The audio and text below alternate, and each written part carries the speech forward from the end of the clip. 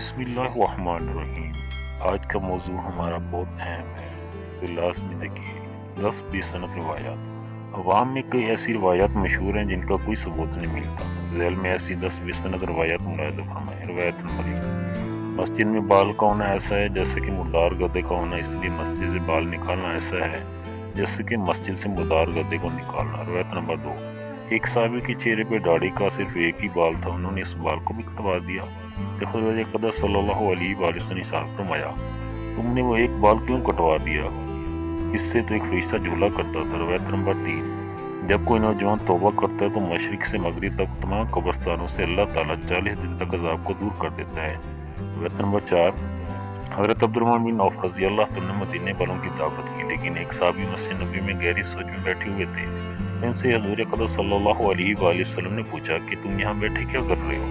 تو وہ صحابی کہنے لگے کہ میں یہاں اسی فکر میں بیٹھا ہوں، کیسے آپ کا ایک ایک امتی جہنم سے بچ کے جنت میں جانے والا بن جائے۔ تو یہ سن کر حضور اقدس صلی اللہ علیہ وسلم نے فرمایا کہ اگر عبدالرحمن بن عوف 1000 سال بھی مدینہ والوں کی ایسی دعوتیں کرتے رہے تب یہ تمہاری صحبت تک نہیں پہنچ سکتا۔ روایت نمبر 5، بے نمازی کی 9 سے 40 دنوں تک پھیل جاتی ہے۔ روایت نمبر 6، جس شخص کی طرف اللہ تعالیٰ ایک مرتبہ رحمت کی نگاہ سے دیکھتا ہے تو اسے جہاد کے لیے قبول فرما لیتا ہے، اور جس کی طرف 10 بار رحمت کی نگاہ سے دیکھتا ہے تو اسے حج کے لیے قبول فرما لیتا ہے، اور جس کی طرف 70 مرتبہ رحمت کی نگاہ سے دیکھتا ہے تو اسے اللہ کے راستے میں نکال دیتا ہے۔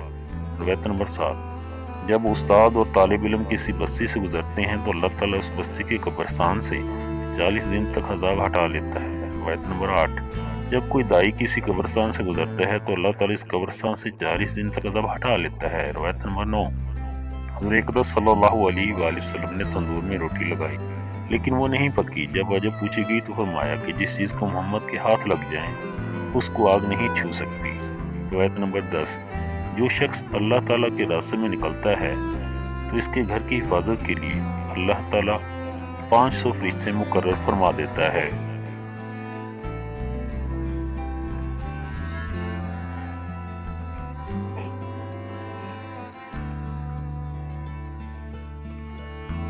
مذکورہ 10 روایات کا حضور اقدس صلی اللہ علیہ وآلہ وسلم اور حضرات صحابہ کرام سے کوئی ثبوت نہیں ملتا۔ ان روایات کی نہ تو کوئی صحیح سند ملتی ہے اور نہ ہی کوئی ضعیف سند، اس لیے ان کو بیان کرنے سے اجتناب کرنا چاہیے۔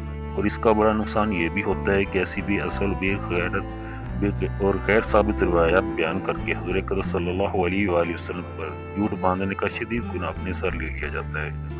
ذیل میں اس حوالے سے 2 حدیث مبارکہ ذکر کی جاتی ہیں تاکہ اس گناہ کی سنگینی کا اندازہ لگایا جا سکے۔ صحیح بخاری میں ہے کہ حضور اقدس صلی اللہ علیہ وآلہ وسلم نے ارشاد فرمایا کہ جس شخص نے مجھ پر جان بوجھ کر جھوٹ باندھا تو وہ اپنا ٹھکانہ جہنم میں بنائے۔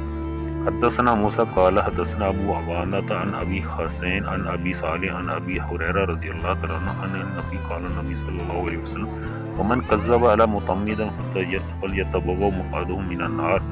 صحیح مسلم میں ہے کہ حضور اقدس صلی اللہ علیہ وسلم نے فرمایا کہ مجھ پر جھوٹ نہ بولو، چنانچہ جو مجھ پر جھوٹ باندھتا ہے تو وہ جہنم میں داخل ہوگا۔